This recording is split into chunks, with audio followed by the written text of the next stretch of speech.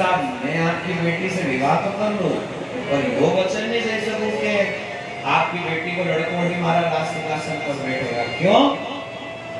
क्योंकि पहले से हमारा पास में हमारी धर्म पत्नी गंगा को बेटो है भीष्म, तो के राजपाट में बैठा। भीष्म के जब मालूम पड़ी तो भीष्म ने कह दियो मैं राज सिंहासन पर नहीं बैठूंगा, आप हमारा बाप को दूसरों विवाह कर तो आपकी बेटी का सारा। तूने कहा तू नहीं बैठेगा, भाई औलाद बैठेगा, बाद में झगड़ा होएगा। विष्णु पितामह ने कही क्यों मैं वचन दूं, मैं भीषण प्रतिज्ञा ले रहा हूं पूरी जिंदगी विवाह नहीं करूंगा। इसलिए उस देवव्रत को नाम भीष्म हुआ। विष्णु पितामह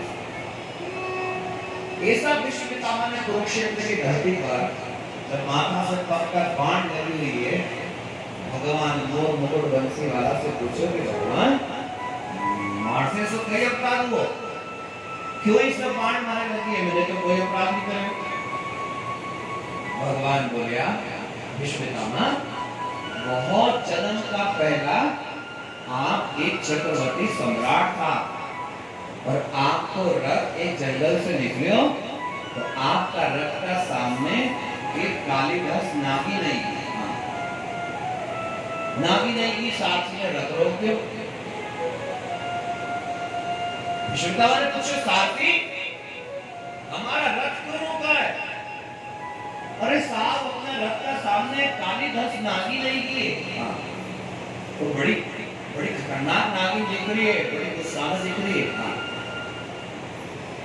आपकी आज्ञा हो तो ऊपर रथ चढ़ेगा, आपकी आज्ञा हो तो के लट्ठे से मारा, आपकी आज्ञा हो तो के तोड़ के फेंकना, जो तुमको सो करा। विष्णु पितामह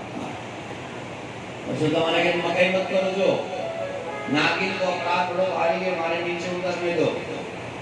विष्णु पितामह नीचे उतरा, अपने कर्कश में से एक बाण निकाली, बाण की नोक उस नागिन पे रखी और एक तरफ फेंक दी और अपनो रथ गड़गड़ करके आगे बढ़ गया।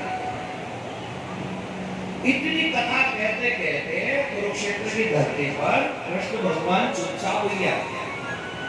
अब विष्णु पितामह से व्यवहार नहीं, उन्हें क्यों भगवान कई बार उस नागिन के एक तरफ फेंकने को अपराध लगे कि माथा से पकड़ बाण मारी अर्जुन ने। अरे मैं उस नागिन के मार देता, भूखा पर रथ चढ़े देता, भूखे काट पीट देता तो बात अलग थी, लेकिन मैंने तो उस नागिन के निगाह से एक तरफ फेंकी थी।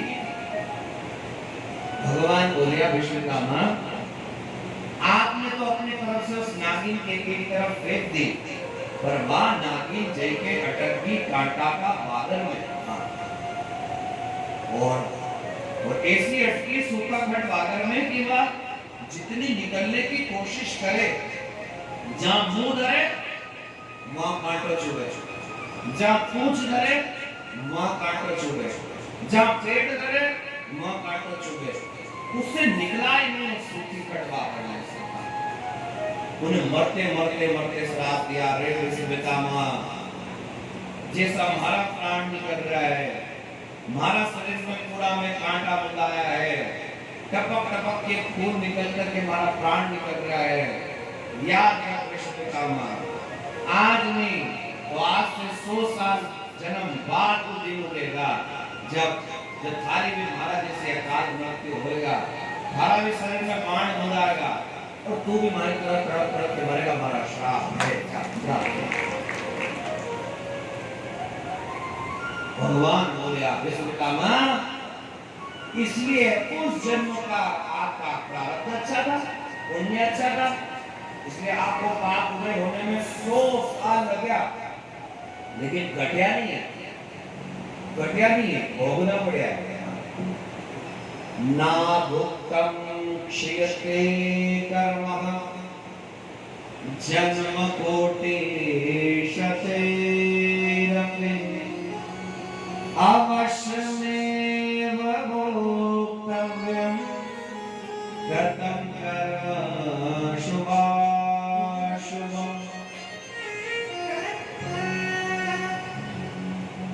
भगवान की बनाई सृष्टि को नियम है गेहूं बोने पर पर गेहूं उगेगा, सोयाबीन बोने पर सोयाबीन उगेगा, मक्का बोने पर मक्का, ज्वार बोने पर ज्वार, अच्छा कर्म बोने पर अच्छी चीज आपका साथ होगा, गलत कर्म करोगा आपका जीवन में गलत काम होगा। प्रकृति वो नियम है, जो हमने बोए हुए वही उगेगा। अब हमारी बुद्धिमत्ता पर निर्भर करे कि हम जिंदगी में कई बोए करके इस छोटा सा जीवन में जहां ये सूत्र संसार में दियो है कि दुर्लभो मानसो देहो देही नाम क्षण भंगुरः तत्रापि दुर्लभम मन्ये वैकुंठ प्रिय दर्शनम। इस श्लोक की पहली लाइन समझो, दुर्लभो मानसो देहो। भैया एक तो पहली बात यह किया मन की काया बहुत मुश्किल से मिली है। हमारा न जाने कितना जन्म सांप बिल्ली कुत्ता बिच्छू बनते अब सब पाप करते करते हमारे मन की योनि प्राप्त हुआ। तो पहलो शब्द ये है कि दुर्लभो मानसो देहो। दूसरी लाइन है देही नाम क्षण भंगुरः। कितना जन्म का बाद ये मन की योनि मिली है, लेकिन इनको कोई एग्रीमेंट नहीं है कि यह 100 साल रहेगा ही रहेगा, या कोई भगवान से खुशी हुई नहीं है कि यार 100 साल तक यथावत आपको जीवन रहे, न जाने की सांस की आमन होए ना होए, पतो नहीं ये जिंदगी की अंतिम श्वास कौन सी हुई है। और तत्रापि दुर्लभम मन्ये, पहली लाइन है दुर्लभम मानसो देहो, बड़ी मुश्किल से मन को जीवन मिले हो। देही नाम क्षण भंगुरः, जो देह मिली है वो पक्की गारंटी नहीं है कि 100 साल जिएगा। किसी भी समय कोई भी ऐसी घड़ी ऐसा जिसमें आपकी अंतिम सांस हो सके। और तत्रापि दुर्लभम मन्ये वैकुंठ प्रिय दर्शनम। और इतना में भी इस क्षण भंगुर जीवन में भी कभी मुश्किल से कभी मौका आएगा जब आपके सत्संग सुनने को मिलेगा, आपके भगवान का नाम सुनने को मिलेगा, आपके भगवान की कथा मिलेगा, बहुत मुश्किल से।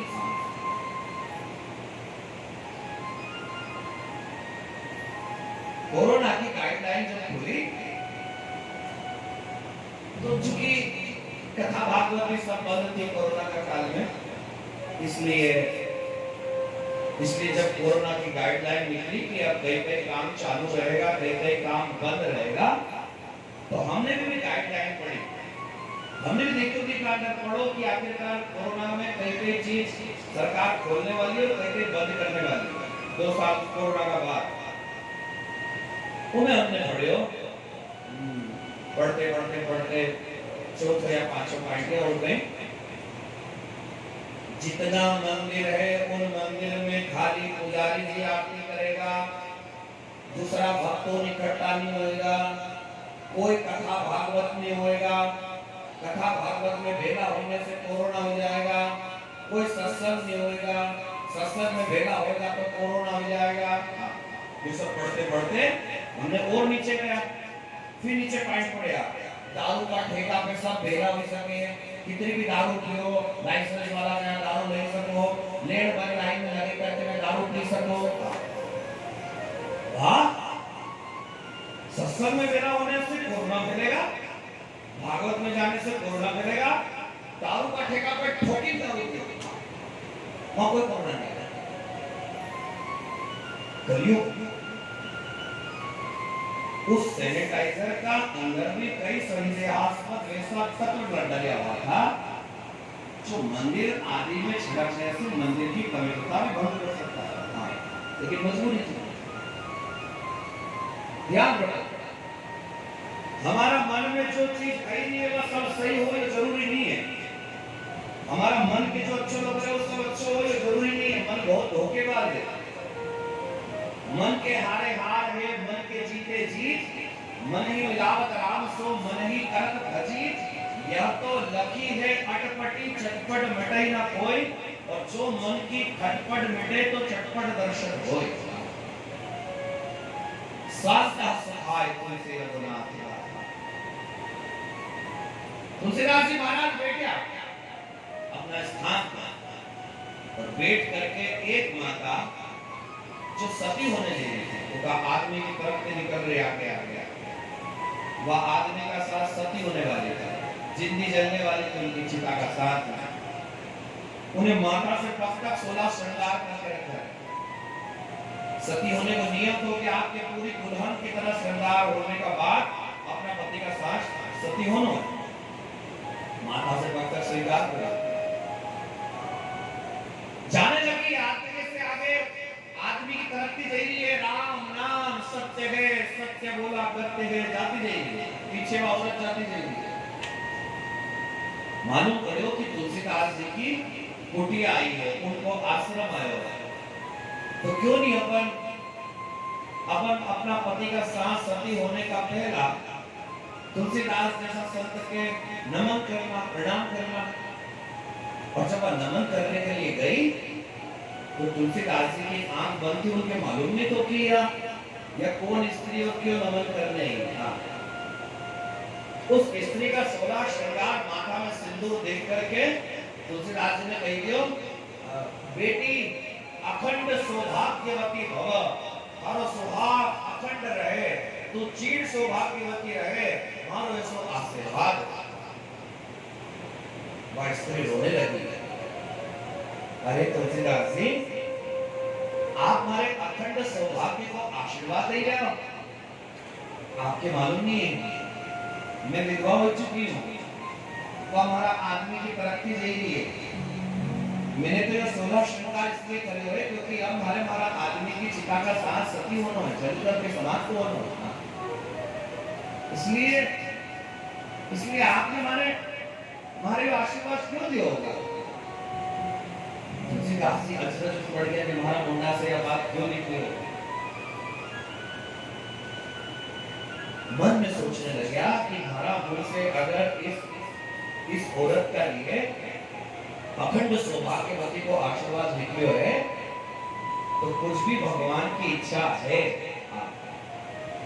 तुलसीदास जी अपनी जगह से उठा, अपना भगवान अपना राम जी को चरणामृत से लियो, वो चरणामृत लियो तो ले करके राम जी को ध्यान करते करते करते उन्होंने तरक्की रोको, भैया नीचे रोको, एक ही तरक्की नीचे उतारो, नीचे रखी रखी 4-5 बार भगवान राम का नाम लेते लेते लेते तुलसीदास जी ने उस चरणामृत के ले करके जब उस मरा हुआ आदमी का मुंडा में डालियो, वारे प्रभु वाह थारी लीला, वो आदमी उसी का समय भगवान राम को स्मरण करते करते तरक्की से जिंदा होकर के